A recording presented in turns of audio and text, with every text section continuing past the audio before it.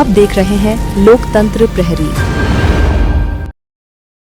भिलाई में बैंक व बीमा कर्मचारी अस्थायी एवं ठेका मजदूर संघ की प्रथम सामान्य सभा का आयोजन किया गया, जहां मुख्य अतिथि के रूप में दुर्ग सांसद विजय बघेल शामिल हुए। बता दें कि संघ का उद्देश्य अस्थायी और ठेका मजदूरों को उनके अधिकार दिलाना है। इस अवसर पर सांसद विजय बघेल ने कहा कि संगठन में ही असली ताकत होती है। उन्होंने श्रमिकों से अपने संघ का पंजीयन कराने पर जोर देते हुए कहा कि पंजीकृत संगठन के माध्यम से ही अधिकारों की लड़ाई प्रभावी तरीके से लड़ी जा सकती है। उन्होंने कहा कि प्रधानमंत्री द्वारा श्रमिकों के हितों में कई योजनाएं बनाई गई हैं, जिसका लाभ मजदूरों को मिलेगा। सांसद विजय बघेल ने कहा कि संगठन मजबूत होगा तो मजदूरों की आवाज मजबूत होगी। वहीं नवगठित संघ के अध्यक्ष विजय येचुरी ने कहा कि ठेका श्रमिकों को न्यूनतम वेतन तक नहीं दिया जा रहा है और संघ के माध्यम से उनकी आवाज को मजबूती से उठाया जाएगा। देखिए, आज के ज़माने में संगठन ही सर्वोपरि है और उस बात की महत्ता को समझते हुए हमारे बीमा क्षेत्र में काम करने वाले और बैंक में काम करने वाले जो अस्थायी और स्थायी जो हमारे कर्मचारी अनियमित कर्मचारी हैं, उनके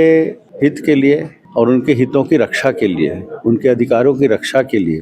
भाई विजय येचुरी जी ने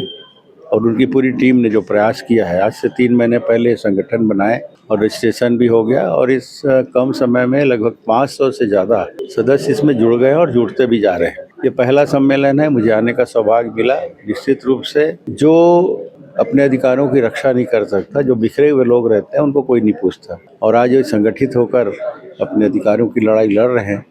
और मात्र 3 महीने में बहुत सारी सफलता इनको मिली है। मैं इनको बहुत बहुत बधाई देता हूँ, शुभकामनाएं देता हूँ। जैसे भी मेरी ज़रूरत पड़ेगी मैं सदा इनके साथ हूँ ताकि इनके हितों की रक्षा करने में मेरा भी कुछ योगदान हो सके। इस संगठन को बनाने के पीछे उद्देश्य ये रहा कि बैंकों में जो संगठन जो काम कर रहे हैं वो संगठन अधिकांश तौर पर केवल अधिकारी या जो परमानेंट कर्मचारी जो हैं उन्हीं की जो डिमांड है और उनकी जो समस्या है उसी को प्रबंधन तक ले जा पा रहे थे। इनकी समस्याएं जो टेम्पररी हैं, दैनिक वेतन भोगी हैं, जो बैंकों में विगत 20 वर्षों से जो काम कर रहे हैं, 15-20 साल हो गए जिनको काम करते हुए, उनकी समस्याओं को उठा नहीं पा रहे थे वो। और जब हमने पहली बार प्रयास किया कि इनकी समस्याओं को लेकर इनको नियमितीकरण करवाने के लिए लेबर कमिश्नर के बाद हमने जब केस दायर किया, तब पता चला कि हमारे को कोई अधिकार ही नहीं है इनकी तरफ से पैरवी करने की। तब लेबर कमिश्नर महोदय का कहना यह था कि आप संगठन बना के अब जब आएंगे तभी हम आपकी समस्या का समाधान करने में कुछ मदद कर पाएंगे। इस वजह से हमने निर्णय ये लिया कि एक संगठन बनाया जाए और सारे बैंक, सरकारी बैंक और जितनी भी बीमा कंपनियां हैं उसमें जो काम करने वाले विगत 15-20 वर्षों से जो काम कर रहे हैं, दैनिक वेतन भोगी हैं, ठेका मजदूर हैं, असंगठित लोग जो हैं, इनका एक संगठन बनाया जाए और इनको नियमितीकरण और बाकी सुविधाएं दिलवाने के लिए प्रयास करें। इन वर्गों के लिए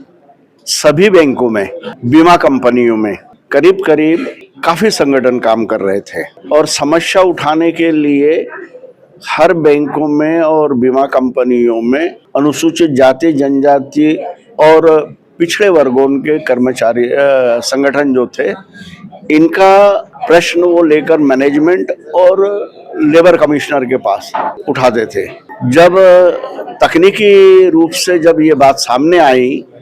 कि आप लोग वेलफेयर के लिए काम करते हो तो आप वेतन वृद्धि या अन्य मैटर के लिए आपको ट्रेड यूनियन की जरूरत है और चूंकि रिजर्वेशन के दायरे में सामान्य वर्ग को 10% आरक्षण होने से ये प्रॉब्लम सर्वव्यापी हो गई और सभी लोगों को ध्यान में रखते हुए हमने ये संगठन निर्णय लिया है कि एक अखिल भारतीय स्तर पर ये संगठन जाए और उसके प्रयास में हम लग गए। उनमें हमें हमारे बैंक के पूर्व के सभी साथीगण जो सभी वर्गों को प्रतिनिधित्व करते हैं, उनने मिलकर सबने एक राष्ट्रीय स्तर पर ले जाने वाला संगठन किया और उसके माध्यम से हम जो सफलता हासिल कर रहे और इसमें विजय येचुरी जी और अन्य लोग भी जो है हमारे साथ जुड़े और उन्होंने इस कार्य के लिए और इसमें ये पूर्व से ही कार्यरत होने के कारण इन समस्याओं को गहराई से समझते हैं और उनके आउटकम्स जो आ रहे हैं, जो रिजल्ट आ रहे हैं, वो बड़े सकारात्मक है और भविष्य में हम आपको बताना चाहेंगे कि देश में टेम्पररी जो वर्कर्स है, जो लोग कर्मचारी भी हैं, जिनके कामों के लिए बाकी संगठन ध्यान नहीं देते, और साथ ही साथ अब भारत सरकार की नीतियां भी अभी ऐसी आ रही, या उद्योग जगत के अंदर में जितने भी इस्टेब्लिशमेंट है या उपक्रम है, उनमें इन्होंने ठेका मजदूरों का एक नया कंसेप्ट लॉन्च किया है। अब ये कॉन्ट्रेक्चुअल उनके नियोक्ता अलग होते हैं, मगर इसमें काम करने वाले जो बैंक और बीमा में काम करने वाले हैं, उनको वो लाभ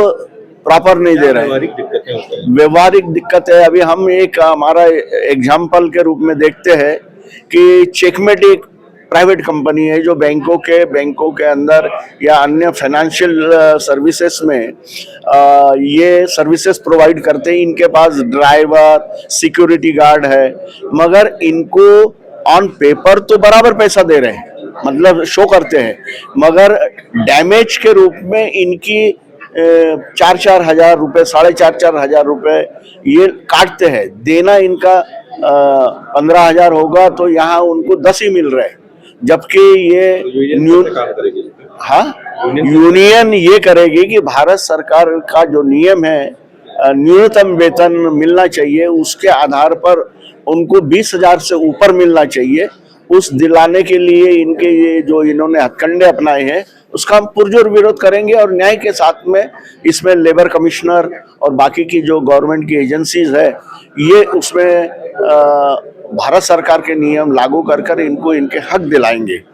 इस दौरान दुर्ग स्थित SR hospital and research centre के मीडिया यूनिट लोकतंत्र प्रहरी का सालाना वार्षिक कैलेंडर का विमोचन भी किया गया। इस अवसर पर सांसद विजय बघेल ने एसआर हॉस्पिटल प्रबंधन के मीडिया यूनिट लोकतंत्र प्रहरी को शुभकामनाएं देते हुए कहा कि अस्पताल समाज सेवा और जनहित में सराहनीय कार्य कर रहा है। उन्होंने जनता की आवाज बनकर निरंतर सेवा भाव से कार्य कर रहे लोकतंत्र प्रहरी ग्रुप की भी खुले दिल से तारीफ की और कर्तव्य पथ पर निरंतर आगे बढ़ते रहने का आशीर्वाद दिया।